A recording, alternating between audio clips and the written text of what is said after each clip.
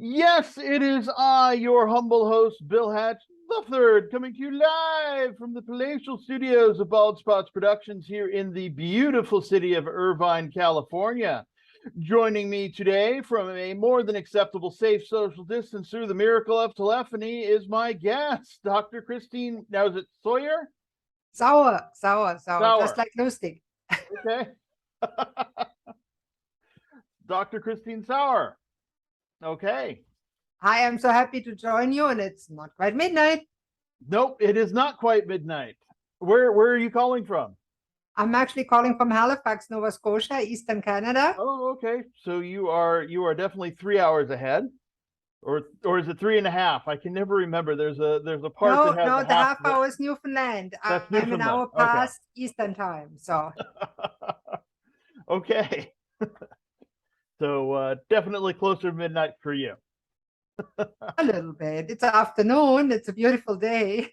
Yes, we have a beautiful day this morning out here in Southern California as well. Um, It's yeah, I actually think 4 hours later here. 4 hours So later. So you're 3 o'clock. yes, it's a Okay. beautiful day. It's warm. It's sunny. It's a Canadian beautiful day. Well, that's extra special then. Oh yes. Now, Dr. Christine is a mental health professional, and I'm really interested in a lot of the things that you said in your email and in your introduction. It's really some of it seems kind of funny, but I know it's real. Now, you're a trained physician and naturopath. What is a naturopath? Well, a naturopath, I was trained in Germany, and in Mhm. Germany, a physician can also be a naturopath, which is Okay. very unusual in North America. So, a naturopath usually tries at least to heal the ailment of the physical body and the mental health, which all hangs together, as we know, with natural means. That means supplements, herbs, vitamins, lifestyle factors, exercise, all the good things that we don't want to do because popping pills is so much easier. And that's what conventional medicine usually focuses on. Mhm. And I Yes. don't want to discount conventional medicine. I'm trained as a conventional doctor also, and I appreciate it greatly. When I break my arm, I want to go to the emergency room and get it set and get to be knocked out for it so I don't feel it. Oh my Right. God, conventional medicine is great. The more chronic your illness is, the more you can at least try to help it with natural means first. That's Hmm. my approach. Okay. Um, and what took you on the path to be a physician and naturopath? Well, I always wanted to be a physician, even as a child. I have it in me. I want to help others. And at some point, I wanted to help others too much. And you know what happens when you spend all your time on helping just others, you burn out. Right. So that's eventually what happened to me. I became a physician. I was fortunate. I could do medical school in Germany. I was accepted. I actually married a physician, big mistake. He wasn't a good husband. He was himself mentally ill. So we both struggled. We raised two Mhm. children while we were struggling. He ended up committing suicide. Oh, goodness. And in the middle of our immigration to Canada, so I Wow. came to Canada with two teenage sons, a fresh widow, Hmm. and in an area that I didn't knew anybody. I was depressed because I was in chronic pain. I had chronic back pain. I Hmm. had to give up my practice in Germany. I was a dermatologist by then and an allergologist and a family doctor. As I said, I worked too much. And I was so bad and depressed and in pain, I couldn't handle life myself. And I attempted to commit suicide myself. Oh, goodness. And I was fortunate because a little inner voice held me back and made me drive myself to the emergency room. And I was even more fortunate because I was admitted to the mental hospital. It was over 20 Mhm. years ago. And I say it was fortunate because my life took a turn from there. At the time, I thought it was a terrible turn. Because obviously, when you're down in the dumps so bad that your life is worth nothing and other people see more in you than you do yourself, you need help. Mm-hmm. And physician, help thyself, it does not work. But most physicians have to learn it the hard way, like I did. Mm-hmm. And it takes a lot of courage to ask for help. Yes. And I like an executive coach, my favorite one, Marshall Goldsmith. He coaches big professionals like Coca-Cola CEOs, and he said, we all need help. Mm-hmm. And it's true, we all do. So after struggling myself, meeting a Haligonian husband, a sweetheart, we're now together for 25 years. Congratulations. Yeah, after 10 years, I reinvented my life. And I said, I have to do something with my life. I can't just struggle in the dark and exist. I want to thrive. So I used everything that I knew and a few new things that I learned and applied them to myself. So that's the steps in change. First, you have to make the decision that you're not happy with where you are and you want the change. And once you did that, you have to do the research, get the help you need, and then do the work required to affect the change. And that's where most people stumble. They don't do the work. And that's where coach comes in. And that's why I became a coach, and that's why I work in the mental health field. Okay. And I see you help depressed entrepreneurs to recover your sparkle. I really like that. I myself struggle with major depression. I'm in treatment and do quite a few things to keep going and do what I can. I'm in a much better place than I was several years ago, and so I kind of that's why I have personal interest in what you do. But what does recover your sparkle mean? Recover your sparkle is a term that occurred to me one day when I was looking at the starry night sky and I was dreaming, and I said, why do we like the stars so much? Because it connects us to a spiritual place. And we all need some kind of a spirituality, a spiritual place, whether you call it purpose, passion, God, whatever, universe, Mother Earth, depending on your culture, it doesn't matter. I believe it's all the same. It's some kind of energy that combines us. And at that moment, I said, yeah, that's what we want to do. We want to sparkle. We want to let our light shine. We want to discover that bright light, that energy within us, and then share it with others. And once I had that idea, I had to put it into action, because I thought, yeah, when I look at my clients who are depressed, they lost their sparkle. They're just existing. They're living, but not really. When you look in their eyes, they're dull. They don't feel life. They don't feel the vibrant energy that we can have when we discover the secret of life that all sages of all ages shared, and that I call recover your sparkle. Okay. And I always talk about the 5 dimensions of mental health. Yes, that's where I wanted to go next. What are the 5 dimensions?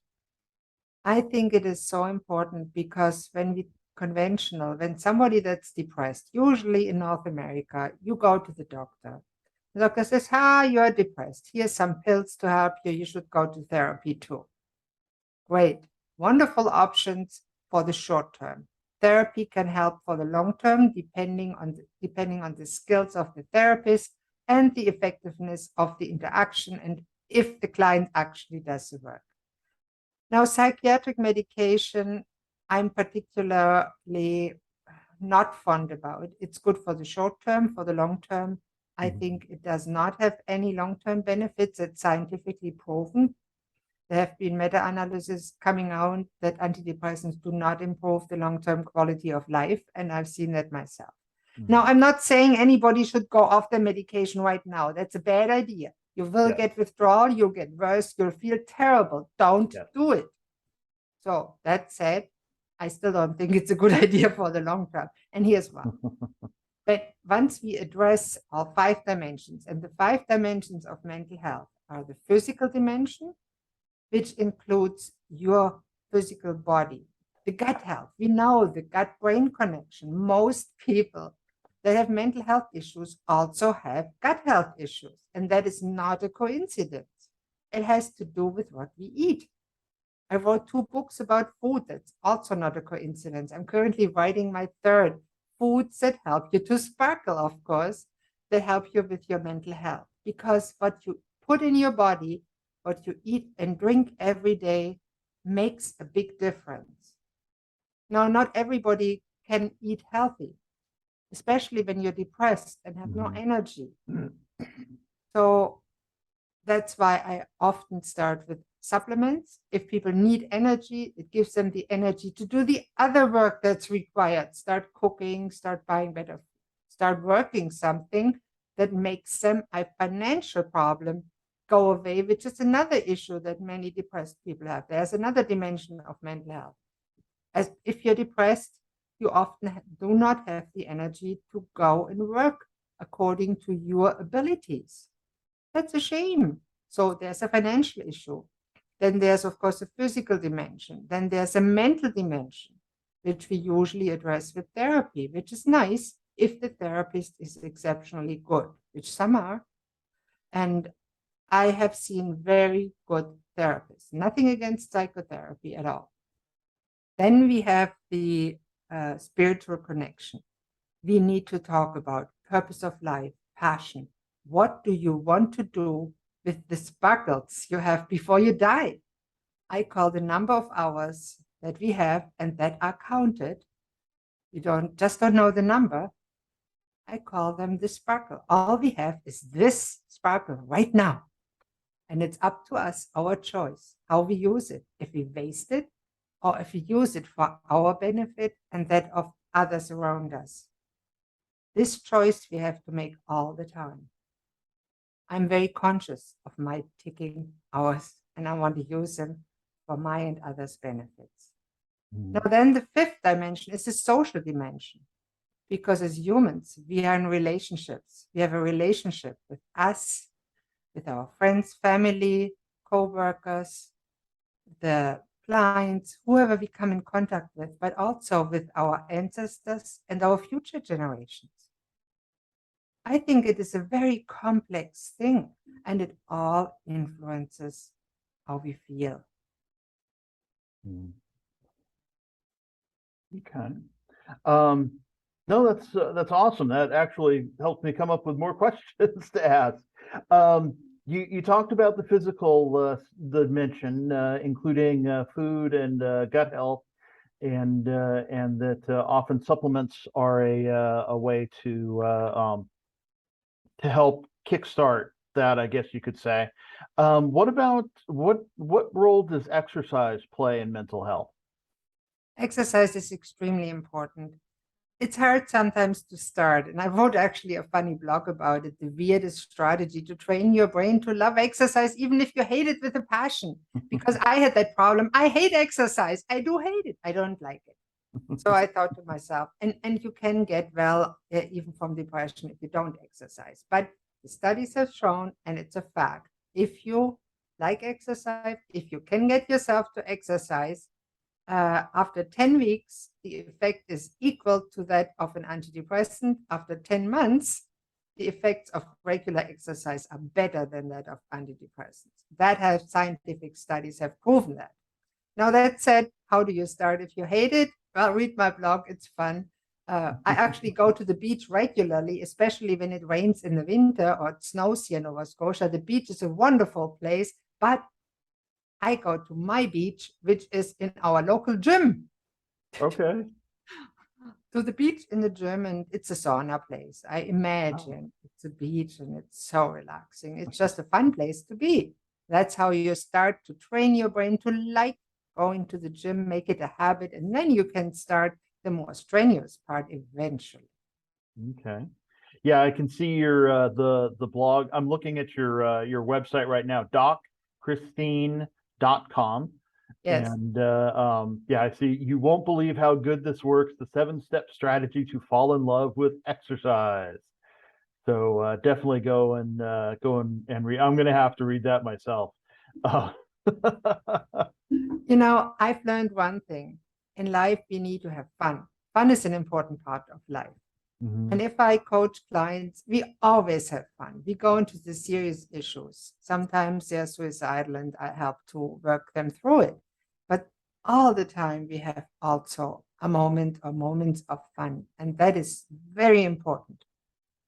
Nothing as good to relieve stress as a belly laugh. Yeah, I definitely concur with you there. Um, yeah, yeah, one good laugh can be all it takes to jolt you out of a depressive mood and get you started on the things to get you to good mental health. But I also wanted to ask, I saw you have an article here on psychiatrist versus psychologist versus coach, and how do you choose between those? What are the basics there? That is actually What a are the very good differences? question. And yeah. I get asked that all the time because people just don't know where to start and where to go to. And often depressed people land either at a psychologist first or their GP first. Mm-hmm. And depending on their education and their belief system, they start with medication, they start with therapy, eventually you end up in both. Normally, a life coach is not even considered. And maybe that should change, especially if it comes in conjunction. Now, what is the focus of the different professions? And when you look at the blog, it's a very detailed one with a long table of contents to easily navigate it. But a psychiatrist is a trained medical doctor Mm-hmm. who prescribes medication and is focusing on mental illness. Now, mental illness, there's very severe mental illness like schizophrenia, where people ages ago, I like the history. I detailed it a little bit in the blog, the history of mental illness, because it's important to know. What have people done that were very depressed or mentally abnormal 1,000 years ago? There was no therapy, no coaching, no psychiatry, no modern medicine, no medication. What did they do? Well, they either went and were spiritually counseled, they ended up being burned as witches, or they lived a good life with their family, just being taken as a little weird, depending on how severe it is. Now, the amount of mental illness, I think, has massively increased in the times. But why? Well, I have my theory for that. I think we pathologize sometimes what they called earlier the dark night of the soul, the search for your passion and purpose. And when people feel bad and they can't develop it, instead of helping them to find it, we put them on medication too early on. And I've talked to many integrative psychiatrists and psychologists like Dr. David Burns or David Greenblatt or Peter Breggin, and they all say the same thing. We need to reform psychiatry and the public perception of what mental illness is. Yeah. Definitely. It's normal to have a bad day. It's normal to struggle with life for some time. And we need to care for each other, lift each other up, and be kind and gentle with each other. It's so important. And not put people down that are weird, funny, different. Doesn't matter. We are all the same.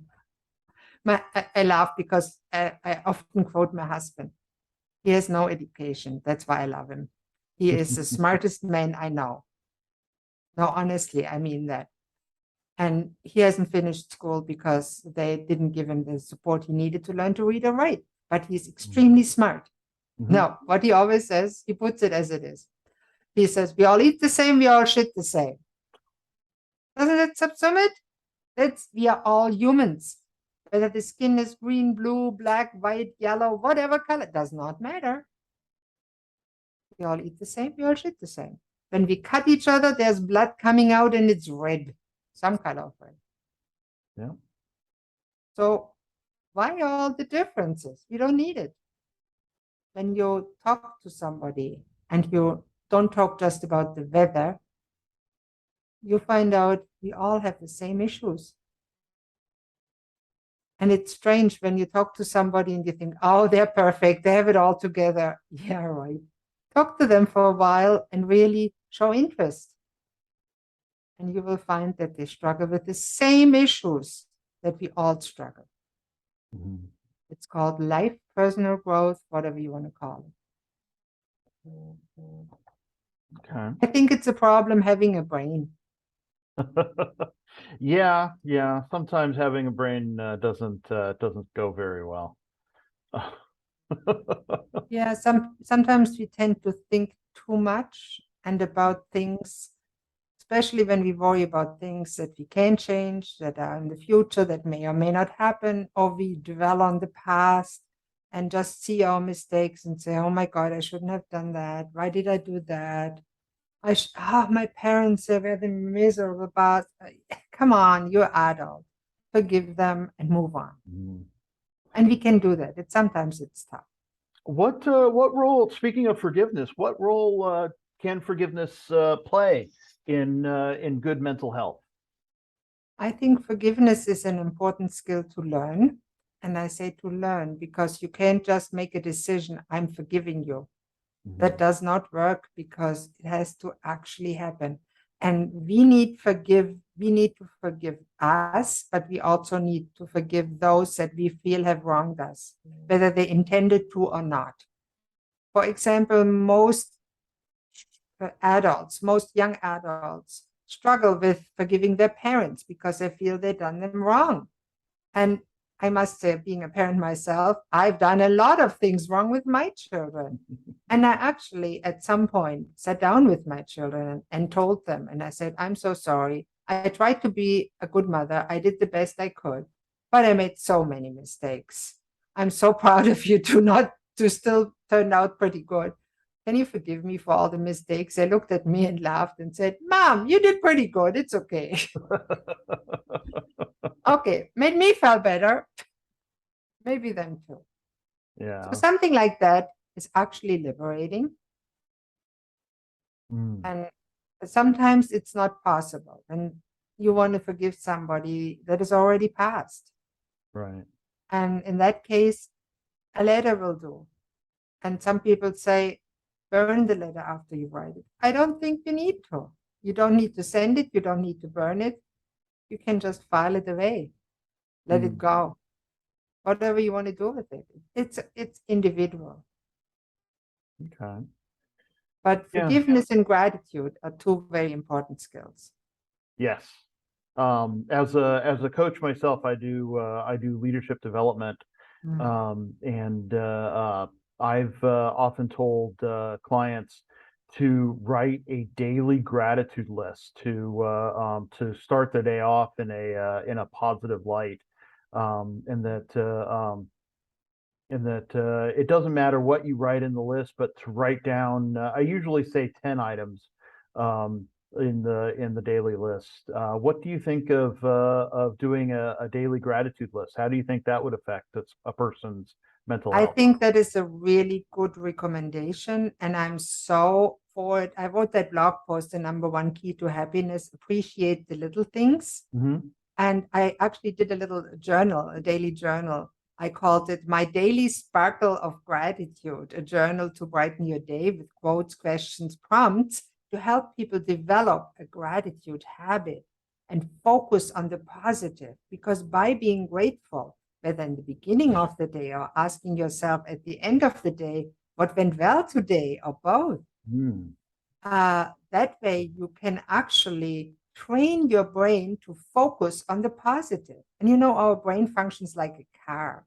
When you go with the car through a narrow alleyway or a row of traffic cones, where do you have to look? To the cones on the middle? You look where you want to go, or you will guaranteed hit the cones.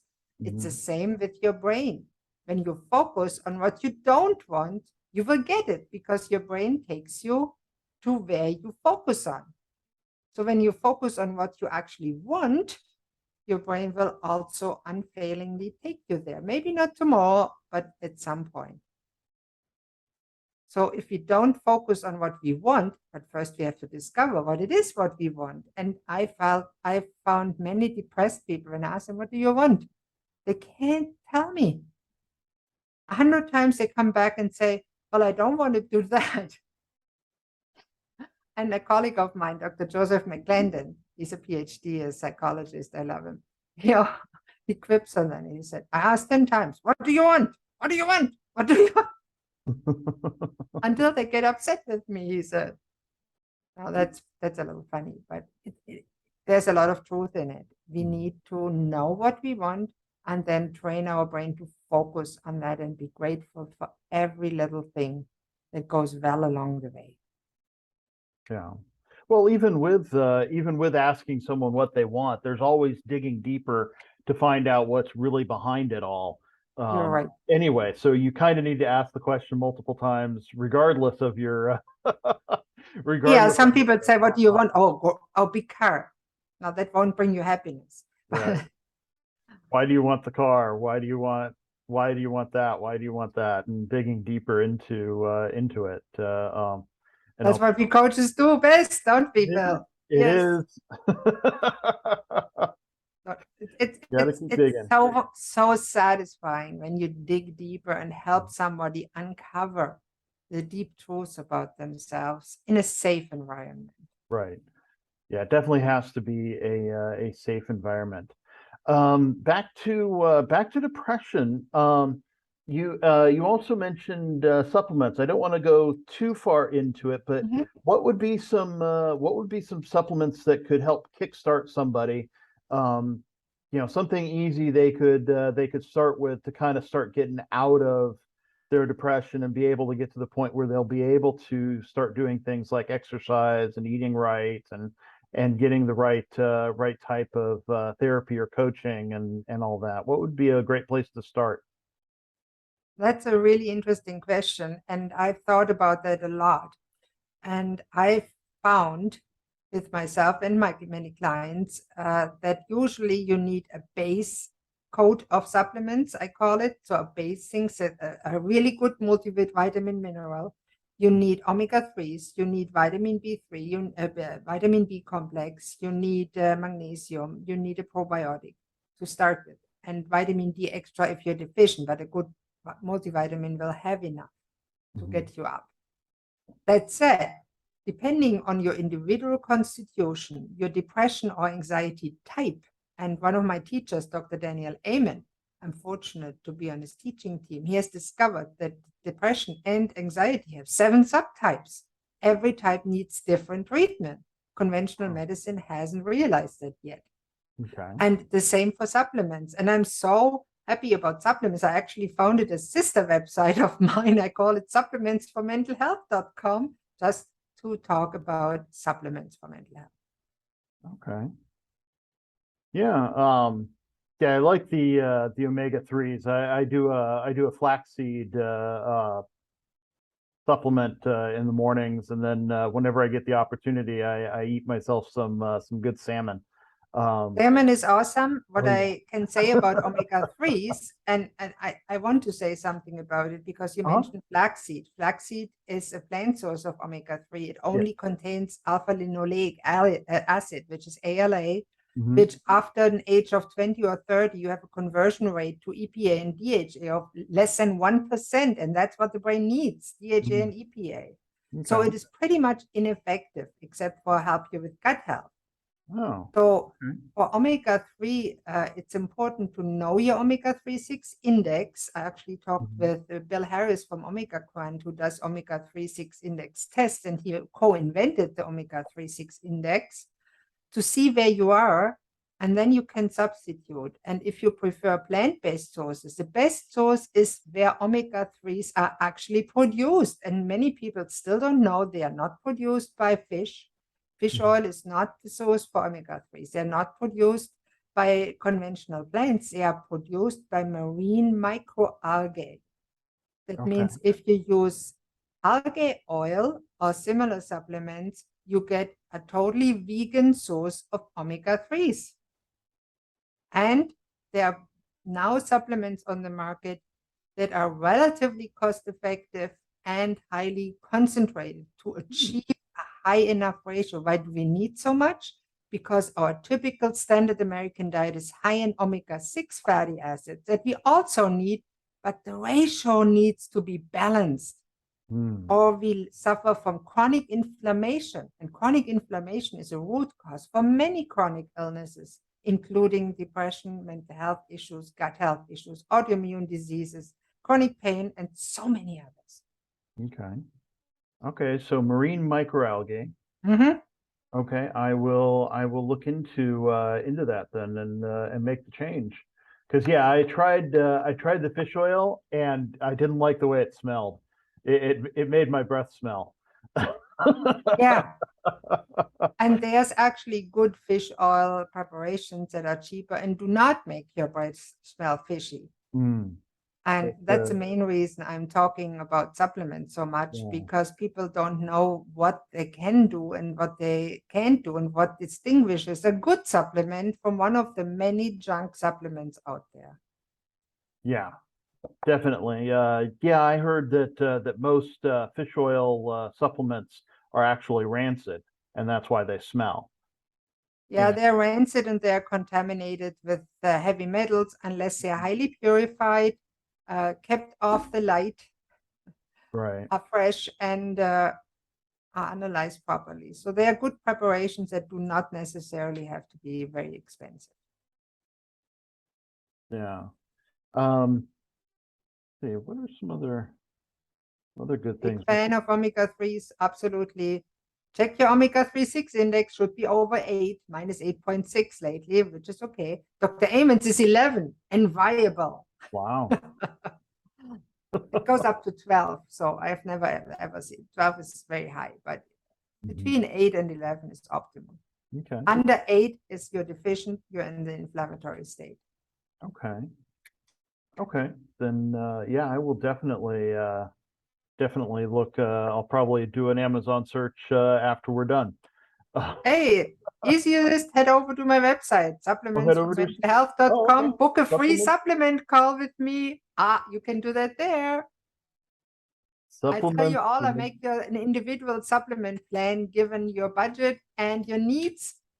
And it's all free for you because I love what I do so much that I can't help it. Supplementsformentalhealth.com. Okay. I am on the site right now. Cool. I will do that and get my and there's the free gratitude journal. Got to get that.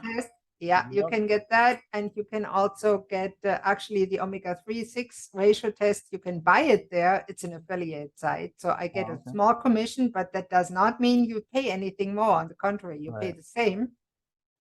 Right, and we certainly want to help you earn a living. I appreciate that, and that way you can do it without spending a penny, and you get actually good information about supplements because I pour my heart out into that. Because I really enjoy what I'm doing. I'm passionate about it and I love writing. And sometimes I'm funny, sometimes I'm just stupid. But hey, we all do stupid things. That does not mean we are stupid people. No, that's for sure. Let's see. So back to your story. You found the you found the reasons behind and the stuff for what was the most important part of your recovery, would you say? What made the biggest difference, the biggest single difference?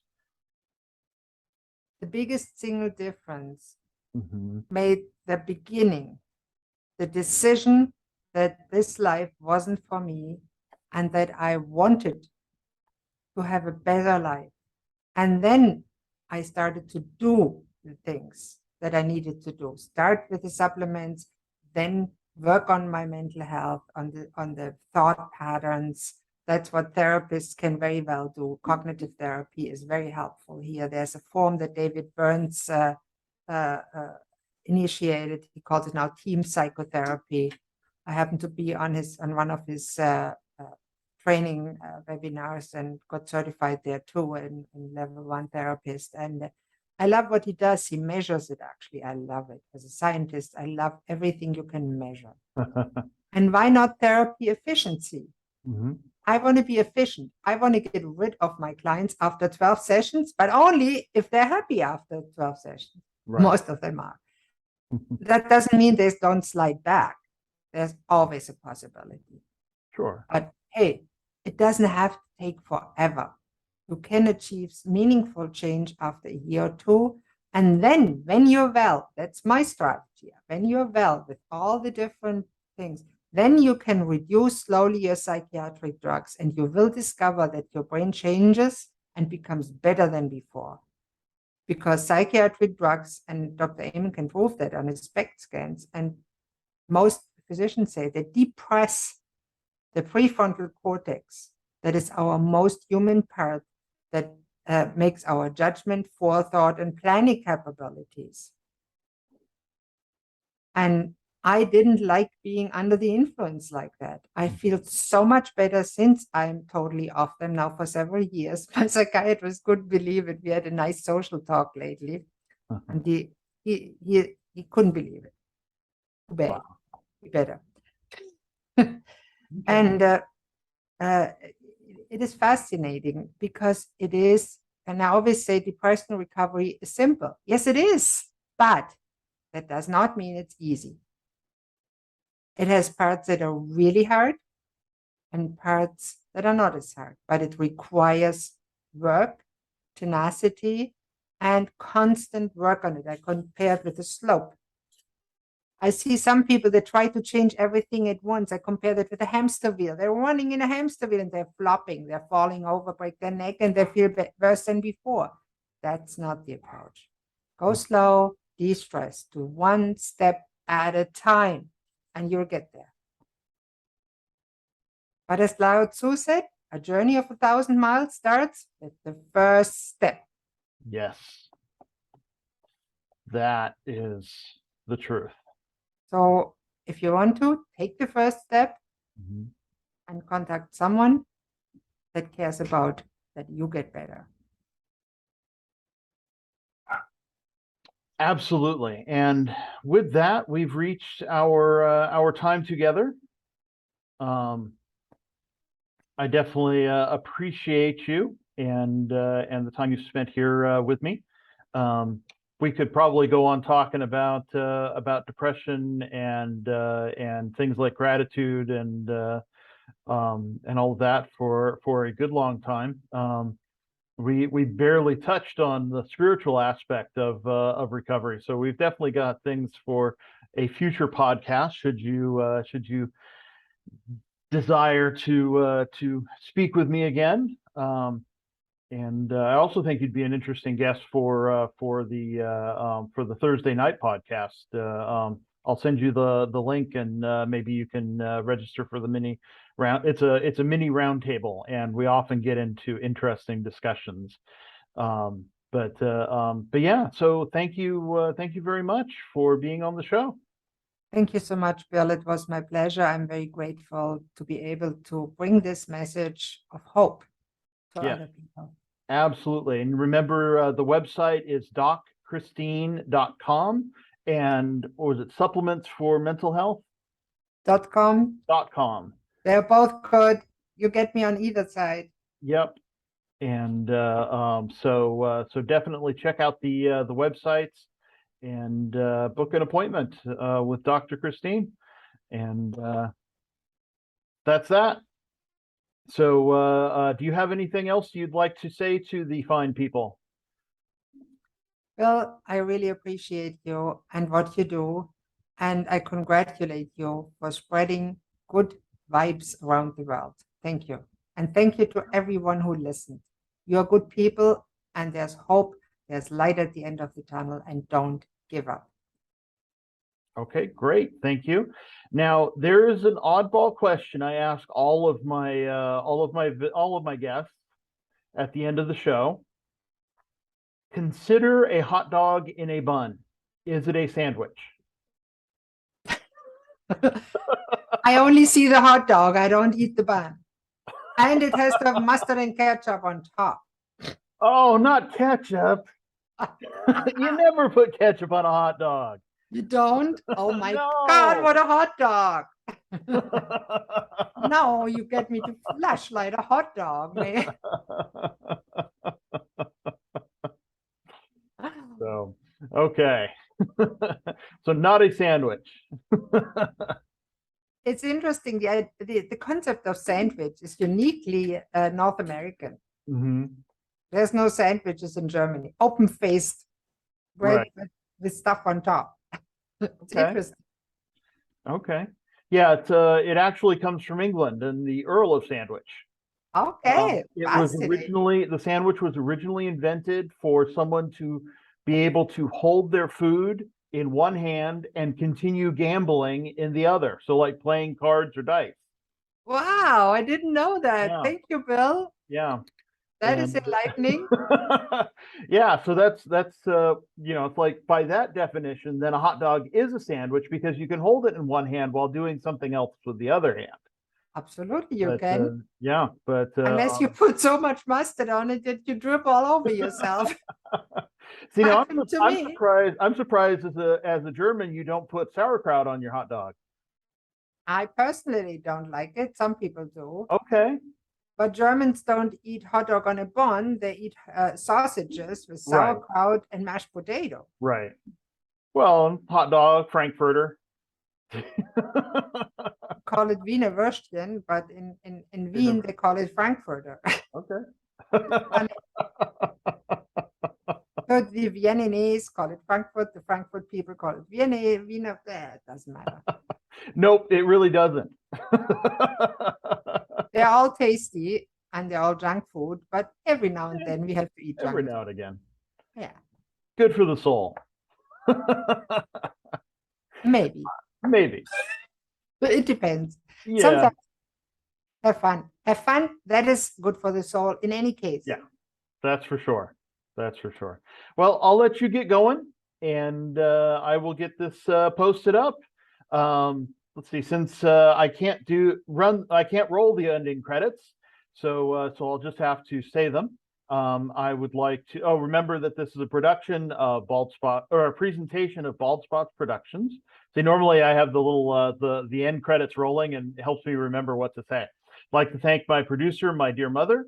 I, of course, am your humble host. I'd like to thank my guest, Dr. Christine Sauer, and